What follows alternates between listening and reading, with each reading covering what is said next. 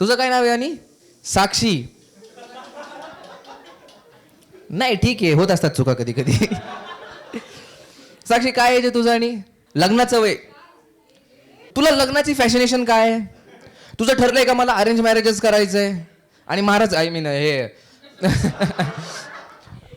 21 complete. Okay, खूप कमी age आहे, एवढं का लग्नाची घाई आहे तुम्हाला? का दुसऱ्यांच्याच ह्याच्यात घाई आहे, आपलं निवांत होऊ देत? तू ती म्हण ऐकली आहे का ग, मी नाही त्यातली कडेला वातली? हा, तुमचं काय नाव आहे मॅम?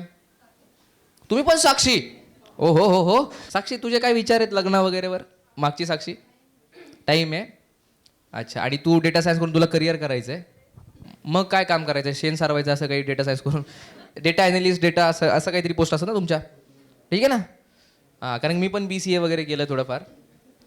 पण मी BCA करून पण माझं काय नाही झालं. तुम्ही काय करणार 6 महिन्याचा कोर्स करून?